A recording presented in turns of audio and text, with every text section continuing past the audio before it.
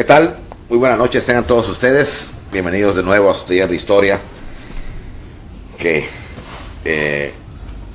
pues desde hace ya algún tiempo lo podemos dar gracias a las amabilidades del Yucatán Country Club. Y pues espero que hayan tenido un bonito fin de año. Y pues cómo les va son los primeros días, apenas estrés, pero pues creo que ya empieza a pintar el año como debe ser, ¿verdad? Pues les deseo lo mejor para ustedes, para este año que ha iniciado ya, y que el 2022 pues nos traiga más tranquilidad, más paz y sobre todo más amor entre las familias y entre todos. Saludo como de costumbre a todos los amigos que nos escriben, que nos han escrito también desde Mazatlán, ¿okay? San Luis Potosí, Puebla, ¿okay? Desde Ciudad Cerdán nos ven. Mucho gusto a Ciudad Cerdán. Conozco la bellísima capital, pero no conozco la Ciudad Cerdán, pero dicen que es muy hermosa. Saludo también a Aguascalientes, que nos ha escrito, San Luis Potosí, que no fallan en escribirnos, y de acá de Yucatán, que también nos escriben desde Tizimín. Tizimín, para los que no son de Yucatán, es una ciudad del oriente del estado, nororiente, ¿okay? Que tiene mucho ganado, mucha ganadería, y una ciudad bastante grande y muy bonita. Saludos a Tizimín. Saludos también a todos los amigos de Chetumal que han escrito también, de Cancún que han escrito, y de Estados Unidos, de Canadá, de Sudamérica. De Sudamérica nos escribe Ecuador, nos ha escrito Ecuador, Perú. Pues feliz año a todos ustedes, feliz año a todas las personas que nos ven, tanto en nuestro México querido como en el extranjero, mexicanos o no. Nos hermana algo muy importante en este momento, que es la historia. ¿Okay? Y pues bienvenidos. Y hoy vamos a continuar con esta parte de la historia poco conocida de la revolución, que es la contrarrevolución. La contrarrevolución mexicana, de la cual poco nos hablan, pero que hubo una contrarrevolución y que de alguna manera triunfó un poco, no duró mucho tiempo, pero sí triunfó. Bien, vamos a ver. La semana pasada nos quedamos más o menos en septiembre del 1912, donde Madero no tenía ni un año de ser presidente, pero ya su gobierno estaba no haciendo agua, estaba haciendo una piscina, una alberca, porque de plano no veía pero ni para dónde ir. Y obviamente esto le da pauta a todos los enemigos de Madero, especialmente a los que añoraban, porque estaba muy cerca, tenía apenas un año que se había ido a don Porfirio. Don Porfirio para este entonces se encontraba en París. Ahí estaba, tenía pues 82 años, todavía se le veía fuerte, se sabía que estaba bien, que viajaba, que iba a Alemania, que iba a Italia, que iba hasta Egipto. Inclusive hay fotos donde él se ve montado en un burro en Egipto. O sea que era un hombre que a su edad estaba perfectamente bien. Por lo tanto, para la gente que lo admiraba, lo quería y le interesaba que volviera, era una especie de inmortal. Como que no pensaban que se fuera a morir, y que volviera. Pero para esto había que allanarle el camino otra vez a Porfirio Díaz. ¿Okay? Y para esto se van a empezar a juntar en diferentes lugares. Y aquí vamos a manejar tres partes, o tres grupos de contrarrevolucionarios. Los porfiristas, los que ya no había científicos, porque los científicos se habían ido con él al destierro, pero los que querían que volvieran y que tenían un interés familiar o político a que volviera Porfirio Díaz y toda su gente. Estos eran familiares de Porfirio, no directamente de sangre de él, porque a fin de cuentas Porfirio ya no tenía familia para estas alturas. Ya sus hermanas habían muerto, y solo su hermano Félix lo habían asesinado hacía muchísimos años, y por lo tanto solo tenía un sobrino carnal, y todos los demás eran familiares políticos. Pero se van a empezar a reunir este grupo de conspiradores, por así decir, en la casa que tenían en la Ciudad de México. Ahí, machetazo, caballo, espadas, cerca de donde hoy está el Monumento a la Revolución, la casa de don Ignacio de la Torre y Mier. Ignacio de la Torre y Mier era el esposo de Amada Díaz, y Amada Díaz era la hija mayor de Porfirio Díaz. Y ahí se reunían varios personajes de lana, empresarios, hacendados, Orsí, se reunían también parientes de Carmelita, los primos hermanos de Carmelita, ¿okay? Los Castellot se reunían ahí, y muchos ante los parientes también de Limantur, el famoso hijo de Bernardo Reyes, Rodolfo Reyes, que de Monterrey a veces viajaba para reunirse ahí. En fin, la idea era formar un grupo fuerte, ¿okay? Para traer a don Porfirio otra vez. Si fallaba la cuestión, porque don Porfirio no quisiera venir, o porque ya estuviera más viejo, para atraerse a la gente, ellos pensaban impulsar a Félix Díaz, al sobrino de Porfirio, que era general, que era general, y Félix estaba dispuesto. O sea, ¿cuál era la jugada? La jugada era traer a don Porfirio, pero don Porfirio no venía. Para que la gente oyera el nombre de Díaz fuera el sobrino del tío, el sobrino, y la gente se aglutinaría alrededor de Félix Díaz, que era un hombre relativamente joven, tendría como unos 40 años. ¿Ok? Esa era la idea de este grupo. Ese es un grupo. Segundo grupo. Había otro grupo, muy fuerte también, el de los militares, encabezados por Aureliano Blanquet, por el general Manuel Mondragón, por generales de primera línea, que no estaban comprendiendo cómo estaba la jugada, porque Madero hacía y deshacía, decía y se contradecía, que atacaran a Zapata, luego que no, que sí, que no, que sí, que tibún. Entonces ya lo tenían como un loquito, y el ejército estaba ya como que ya no sabía a quién obedecer. Claramente no tenía a quién. Mondragón, Blanquet, Victoriano Huerta estaban en ese grupo, en donde estaban viendo que los soldados rasos y los de menor rango, capitanes, tenientes, seguían añorando a don Porfirio. Y en las reuniones que tenían, por ejemplo, cuando se comían su rancho, o sea, se llama la comida de los militares, el rancho, decían, este chaparrito no sirve para nada. No, sí, ojalá que vuelva don Porfirio, que venga don Porfirio. No, este chaparro, bueno, para nada. O sea, la tropa estaba de acuerdo con que volviera don Porfirio. Y ellos también. ¿Ok? Y el tercer grupo, el grupo del embajador de los Estados Unidos en México y los magnates petroleros americanos, que evidentemente ellos nunca van a venir a México, todo lo van a manejar desde allá, pero van a mandar a su gente para reunirse en la famosa embajada de Estados Unidos en México, con el embajador Henry Lay Wilson. En aquel entonces, los petroleros tenían una fuerza tal que manejaban y manipulaban a la misma Casa Blanca. Por lo tanto, el presidente saliente, que era Taft, ya le faltaba poco para terminar su periodo en Estados Unidos, quería quedar bien con ellos. Y por lo tanto, le va a decir a Wilson que se reúnan y que los escuche para ver qué se podía hacer. En resumidas cuentas, entre agosto, septiembre de 1912 y diciembre de ese mismo año, la Ciudad de México, principalmente la Ciudad de México, estaba llena de conspiraciones. Hasta atrás de la silla presidencial estaba Madero sentado y ni cuenta se daba. Lo chistoso era que todo el mundo comentaba públicamente que había una conspiración en reuniones, y Madero o de plano no las oía, o no las creía, o de plano ya voy creyendo que era muy tonto, porque no podía ser que no se diera cuenta de nada.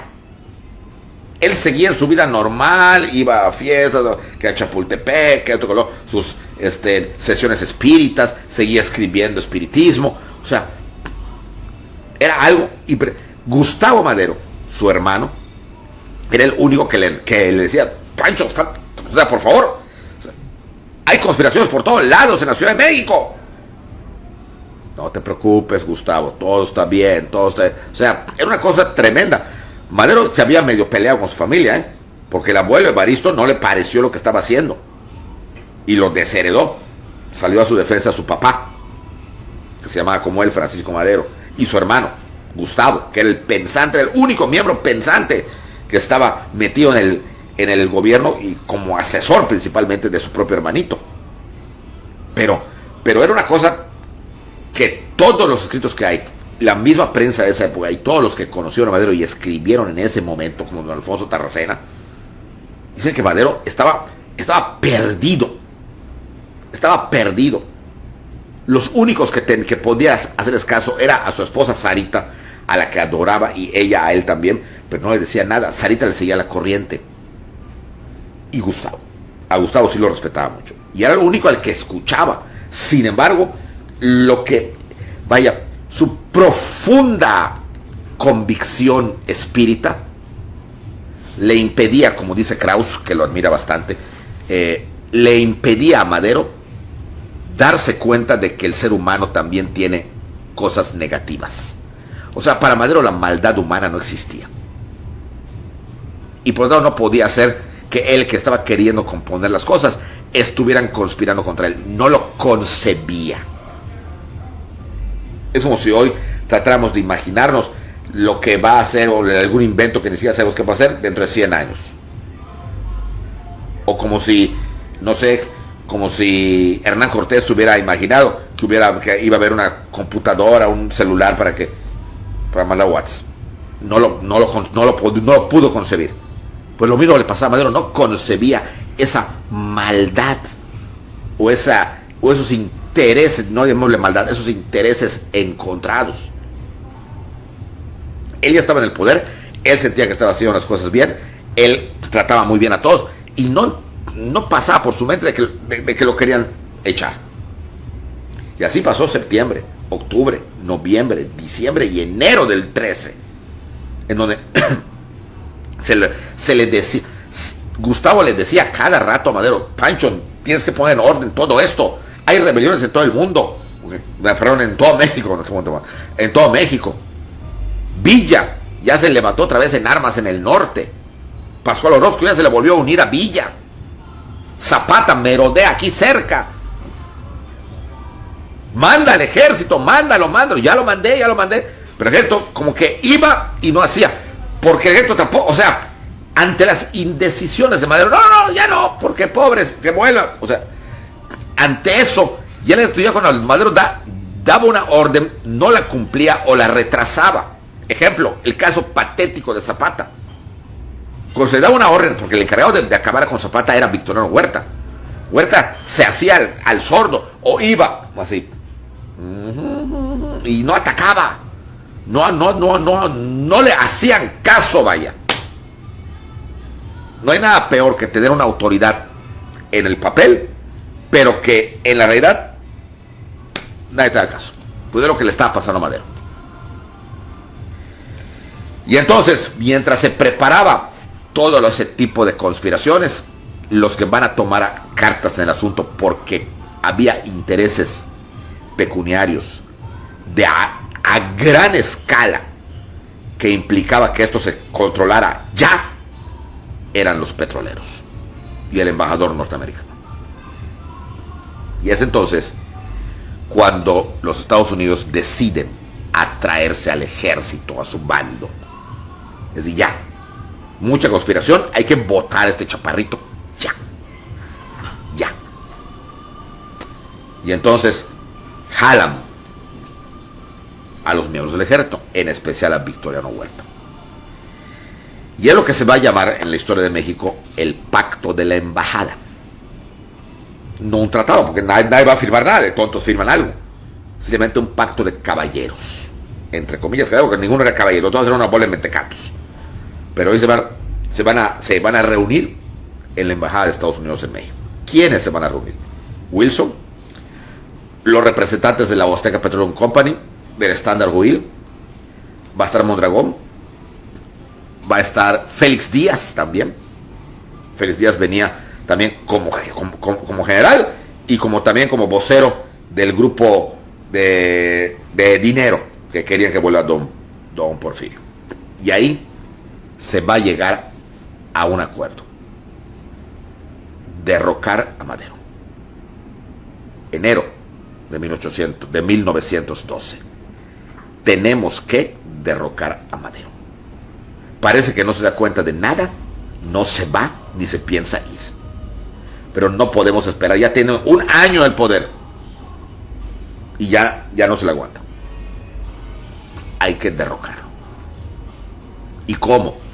Y es ahí donde se va a planear lo que popularmente luego se conoció como la decena trágica.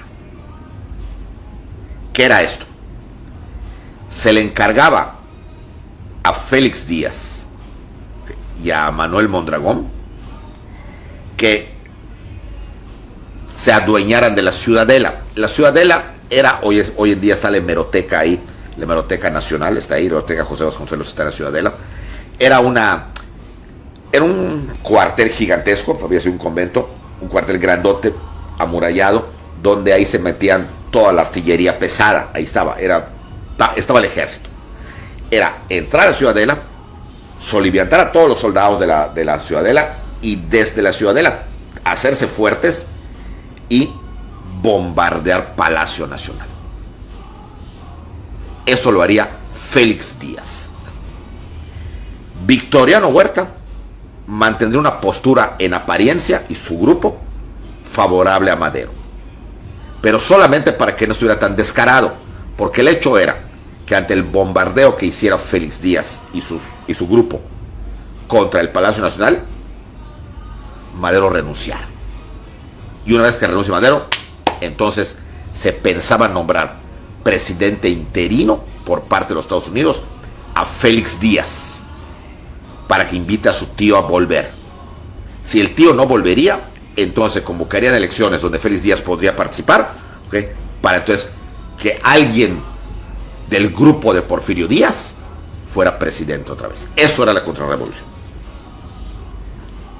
Estuvieron de acuerdo, pensaron que iba a ser cosa fácil, que Madero pronto caería, porque los que conocen la Ciudad de México seguramente conocen dónde está la Ciudadela. ¿Okay? No está pegado a Palacio Nacional, pero está atravesando toda la Avenida Juárez, más pegado al Monumento de la Revolución. ¿Okay? Además de que está allá la Hemeroteca Nacional, allá también ahí siempre vendían, no sé ahorita después de la pandemia, pero cosas muy regionales, era como una especie de tianguis que había por allá. ¿Okay? Está cerca, con los bombazos, es obvio que un bombazo llega hasta Palacio. Claro que esto ponía en peligro la vida de todos los habitantes de la Ciudad de México que vivían en el centro histórico. En aquella época mucha gente vivía en el centro histórico, porque las bombas iban a ser de la Ciudadela hasta el Palacio Nacional. Pero el chiste era que Madero renunciara. Eso era el chiste. Bueno, pues entonces, todo preparado. Los tres grupos se van a unir en base al liderazgo del Henry Lee Wilson para ya no esperar más. Se había pactado, no escrito, pactado, que Félix Díaz, a la renuncia de Madero, tomaría la presidencia de la República. Okay. Eso sería el pacto. Okay. Posteriormente, cuando empiezan a asistir a estas reuniones, Orsi, Ignacio Latorre y Mier y todo esto, se cambia el aspecto. ¿Por qué? Porque si renunciando Madero, ponían como interino a Félix Díaz, iba a estar muy descarado y iba a parecer que don Porfirio planeó toda la caída de Madero desde Europa. Y es cuando se cambia el elemento. Le parece bien al embajador Wilson y entonces se le nombraría como interino a Victoriano Huerta. A la caída de Madero sería Victoriano Huerta quien invitaría a Porfirio Díaz a volver al país para entregar el poder. Que Porfirio Díaz no volvía, entonces Victoriano convocaría elecciones en donde él ya no competiría, para que entonces compita Félix Díaz y llega al poder como su tío. Eso, repito, era la componente de lo que se hizo, ¿ok? Y sería la contrarrevolución. O sea, estaba planeadito todo. Félix Díaz estaba, o sea, iba a llegar al poder en un momento dado. Bien, pues todo preparado. Y efectivamente, a principios de febrero de 1913, Madero tenía 14 meses de haber tomado posesión. La Ciudadela se rebela, se atrinchera Félix Díaz ahí, ¿ok? Y declara que no obedece más el ejército mexicano, al menos esa parte del ejército, al presidente de la República. Madero se encontraba, cuando supo esto, en Chapultepec, porque esa era la residencia oficial de los presidentes en esa época, Chapultepec. Y cuando se enteró, decide bajar al Palacio Nacional a ver qué estaba pasando. Como el ejército ya se dudaba de él, Madero dijo: yo tengo que ir. Y por más que le dijo Gustavo, desde aquí lo puedes ver, ¿para qué vas a ir hasta el Palacio Nacional? La ciudad está cerca, te pueden bombardear. No, que me escolte el general Victoriano Huerta, que estaba en Chapultepec. Pero Gustavo le decía: no puedes confiar ya en los soldados, ¿okay? Los gruesos están en la Ciudadela, Pancho. Yo diría que te quedes acá. No, tengo que estar en Palacio. Mi lugar es el Palacio Nacional, ¿ok? Y quiero que me acompañen todos los que están conmigo. ¿Por quién te va a escoltar? Y como se dudaba del ejército, entonces se le escolta a los cadetes del colegio militar. Es lo que se le llama en la historia la bajada que hace Madero de Chapultepec hasta, pasa por Reforma, Avenida Juárez, hasta Palacio Nacional. Se le conoce como la Marcha de la Lealtad, porque los cadetes, eso sí, le van a ser leales a Madero. Lo van a acompañar hasta el Palacio Nacional. Bien.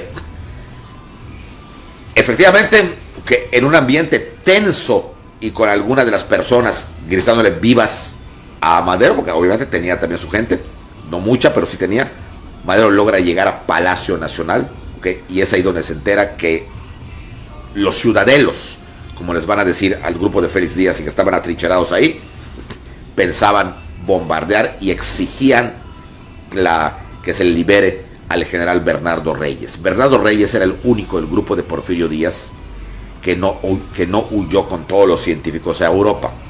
Se quedó aquí y se quiso levantar en armas en Linares, Nuevo León, contra Madero, y lo agarraron y lo encerraron en la casa de Tlatelolco, ¿okay? Pero Bernardo Reyes era una especie como de tótem del porfiriato, más inclusive que Félix Díaz, que era el sobrino. Entonces exigía a Félix Díaz que se le libere de Santiago de Tlatelolco a Bernardo Reyes. Pero Reyes tiene una historia muy interesante. Fue el modernizador y el industrializador de Monterrey, un gran gobernante. Porfirio Díaz era hombre de pocas palabras, y se dice que cuando fue a Monterrey en una de sus giras y vio la modernidad de Monterrey, la industria y todo, que Porfirio Díaz no pudo aguantar y que le abrazó a Bernardo Reyes y le dijo: general, lo felicito, así se gobierna, así se corresponde a la confianza que le ha tenido el presidente de México. Por eso todo el mundo pensaba: ya estuvo, este va a ser el próximo presidente.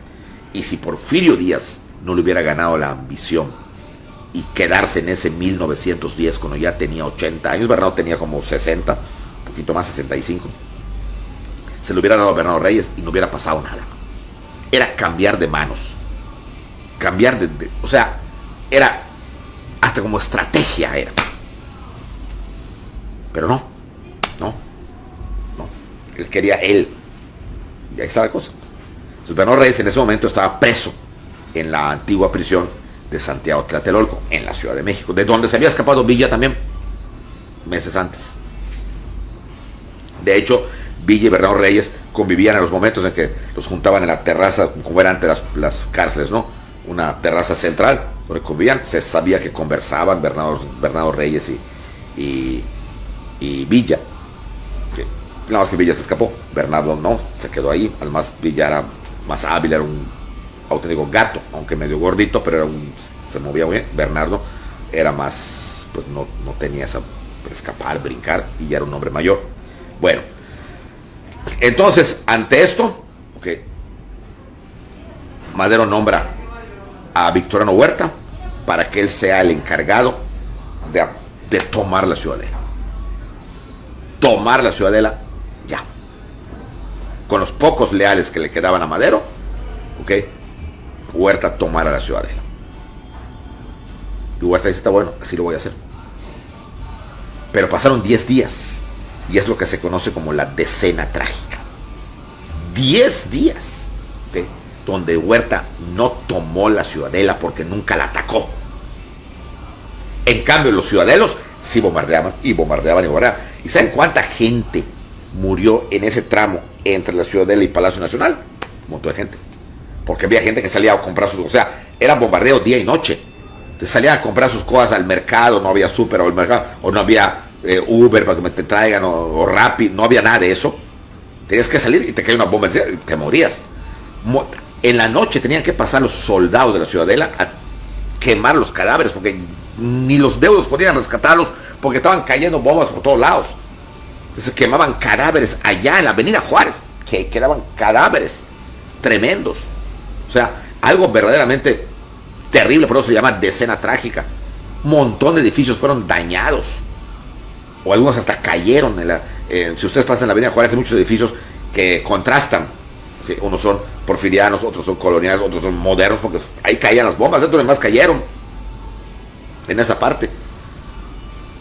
10 días en donde la actitud de Huerta fue muy sospechosa, sospechosísima. Gustavo Madero, que era el que estaba con Pancho en el Palacio Nacional, decían, yo no confío en Huerta, no confío en Huerta, no confío en Huerta, destitúyelo, nombra a alguno de los tuyos, algún revolucionario que todavía te quieren, Pancho. Pero no. El único general que se mantenía realmente leal, pero que no se encontraba en ese momento en la Ciudad de México, y es Gustavo el que lo manda a llamar para que venga a ayudar a su hermano, era Felipe Ángeles, el general Felipe Ángeles. Era el único con el cual se podía confiar. Y es Gustavo el que porque Madero no lo creía, que venga, oye, con las pocas tropas que tenga, pero para que él ocupe el lugar de Huerta. Porque Huerta se le veía raro, verdaderamente raro. En fin, empieza el tiroteo. En la ciudadela van a rescatar a Bernardo Reyes de Santiago Tlatelolco. Sale Reyes, se abraza con Félix Díaz y dice, ahora sí, vamos a Palacio Nacional, vamos a tomar Palacio Nacional. ¿Okay? Félix Díaz le dice, mi general, okay, no es el plan. Palacio Nacional va a caer en su momento. No, ahorita vamos a Palacio. No quiere hacerle frente, no quiere hacerle caso, Bernardo Reyes a Félix Díaz. Y Bernardo Reyes, con un grupo de leales, estaba muy estimulado, se dirige cabalgando a Palacio Nacional. Y ahí la guardia de Madero, los pocos leales que le disparan. Y una muerte muy tonta tuvo Bernardo Reyes, porque cae muerto en las puertas del Palacio Nacional. ¿Okay? Un hombre que hizo mucho por Nuevo León, que modernizó Monterrey, que debió haber sido inclusive hasta presidente de la República, si don Porfirio no hubiera estado tan cerrado en ese aspecto. Termina tirado en la calle, en la puerta del Palacio Nacional, una bala le atravesó el corazón, por tratar de tomar imprudentemente el Palacio Nacional. Ante esto, vuelven a refugiarse los ciudadanos en la ciudadela. Y es entonces cuando Madero le dice a Huerta, tome, ustedes están heridos, porque ha muerto su principal personaje, que es Bernardo Reyes. Tome la ciudadela, tómela. Y Huerta no la toma. Y entonces es acá cuando Gustavo Madero decide, ya que su hermano no le hacía caso, él, con algunos guaruras, los pocos leales que tenía, seguir a Huerta en la noche. ¿Y cuál no sería la sorpresa de Gustavo? Que Huerta entraba como Pedro por su casa a la ciudadela, ahí cenaba, y después tarde salían Huerta, Ignacio Latorre, o sea, ahí estaban la conspiración totalmente. ¿Y de dónde sacaban tanta lana? De los petroleros norteamericanos. Entonces cuando Gustavo ya no se aguanta, y también les faltaba oficio político a los Madero, eso que quede claro, porque imprudentemente, cuando se dirige a su automóvil, Victoriano Huerta, a 2 esquinas de la Ciudadela, lo intercepta Gustavo con una pistola y le dice: ya sé todo, general. O sea, fíjense, un civil a un militar. ¿Cómo? Ya lo sé todo. Así que en este momento, me gusta acompañar y le dé explicaciones a mi hermano el presidente de qué está haciendo. Y se lo lleva a Palacio. Se lo lleva a Palacio. Huerta, yo no buscaba qué decir porque Gustavo lo tenía, o sea, ya lo había visto, que salía de la Ciudadela. Y entonces Madero, cuando oye todo, le cuenta a Gustavo. Madero dice lo siguiente, palabras textuales según su historiador y biógrafo Alfonso Tarraceno: general, yo confío en usted.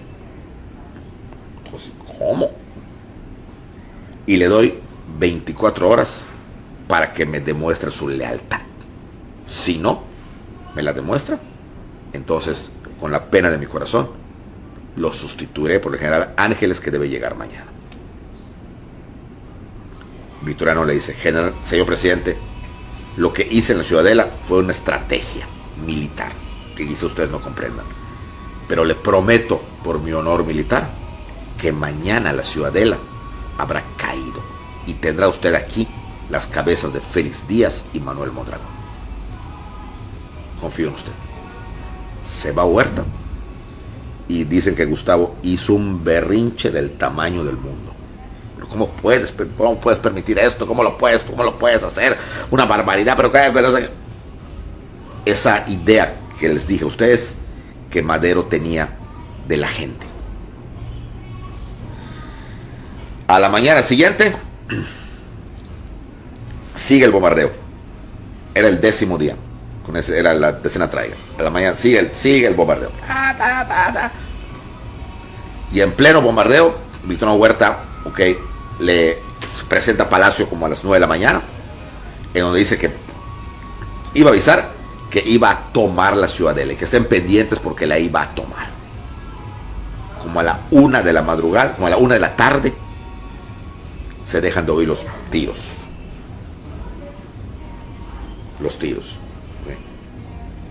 Y Huerta manda un telegrama a Palacio Nacional donde dice que la Ciudadela ya está tomada y que pronto va a llevar presos a Félix Díaz y a Manuel Mondragón, pero que invitaba a Gustavo Madero, a Gustavo, no el presidente, a comer al restaurante Gambrinus. El restaurante Gambrinus está en la calle Madero, precisamente hoy en día. Ya no hay nuestro restaurante, pero queda el edificio tal y como está. Gustavo es muy sospechoso todo esto y sin embargo le dice a Pancho: voy a ir para que yo compruebe muchas cosas. Agarra su pistola y como a las 2 de la tarde se presenta Gustavo Madero en Gambrinus. Sube al restaurante y ahí estaba Victoriano Huerta. Don Gustavo, le dice, lo abraza: bienvenido, qué bueno que vino porque quiero hacer las paces con usted, le dice. En primer lugar, usted dijo que tomó la Ciudadela. ¿No oye que ya no hay bombazos? La Ciudadela ya está tomada, don Gustavo. ¿Y dónde está Félix Díaz y Manuel Mondragón? Como son militares y generales como nosotros, pues obviamente le están preparando para traerlos a presencia del presidente de la República. Me permite que no le crea, dicen que le contestó Gustavo. Si está en su derecho, pero vea usted. Y entran los soldados. General, estamos ya trasladando al Palacio Nacional a Félix Díaz y a Manuel Mondragón, prisioneros, para llevárselos al señor presidente. Como que cambia Gustavo. ¿De veras? Sí, señor. Gracias, soldado. Gracias, teniente, le dice.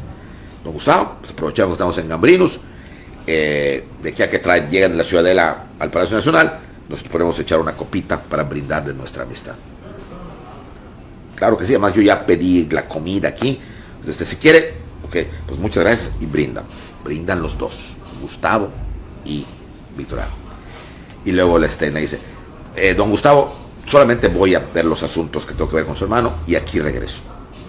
Espero, me gustaría que usted, no, quédese porque ya van a servir todo. Okay.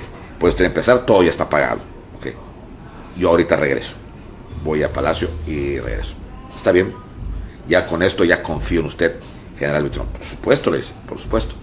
Y cuando Victoriano se estaba yendo, se voltea y le dice, don Gustavo, más que chispas, como venía yo a comer con usted, no traje mi pistola. Pero veo que usted tiene la suya. ¿Me la podría prestar? Cuando yo vuelva, se la devuelvo. Hay un refrán allá allá por Jalisco que dicen los rancheros: 3 cosas jamás prestaría: mi caballo, mi pistola y mi mujer. Y Gustavo va a prestar su pistola. Y entonces, está bien, y le da la pistola. Gracias, don Gustavo. Muy bonita pistola. Y entonces la vira y apunta a Gustavo Madero. Don Gustavo, es usted mi prisionero. ¿Cómo? Y por las otras puertas del restaurante entran los soldados de Huerta. Llévese a la Ciudadela. Ahí lo espera el general Félix Díaz. ¡Traición! Y se llevan a Gustavo Madero preso. Al revés. Todo esto Madero no lo sabía. Pancho Madero no lo sabía. Estaba en el palacio. Lo llevan a la Ciudadela y ahí, desgraciadamente, a Gustavo Adolfo Madero González le van a dar una muerte horrible. Lo van a torturar la soldadesca que estaba embriagada ante el vista y paciencia de Félix Díaz y Mondragón, que lo veían todo, como lo van a patear, le van a pegar. Y como Gustavo Madero tenía un ojo de vidrio, tenía el ojo izquierdo de vidrio, ahí no veía, solo veía por el ojo derecho. Okay. Uno de los soldados dice: vamos a ver cómo haces cuando te saque el ojo verdadero. Y agarra un punzón el soldado, okay, y agarra entre el pelo, ya estaba todo ensangrentado Gustavo Madero, y con el punzón le meten el punzón y le sacan el ojo verdadero, o sea, queda ciego, ¿sí?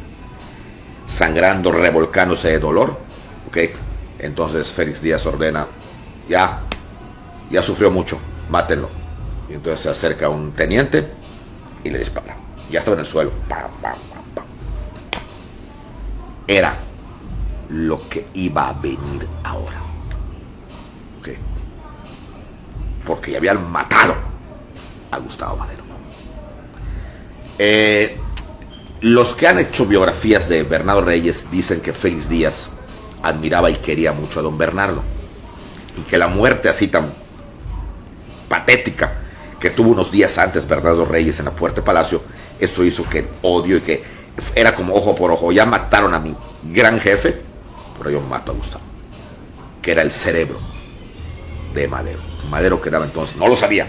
Madero no lo va a saber que su hermano ya estaba muerto. No lo va a saber. ¿Sí? Pero ahora faltaba ya el toque final. Wilson ordena que ya no esperen un segundo más. Ya que hagan renunciar a Madero.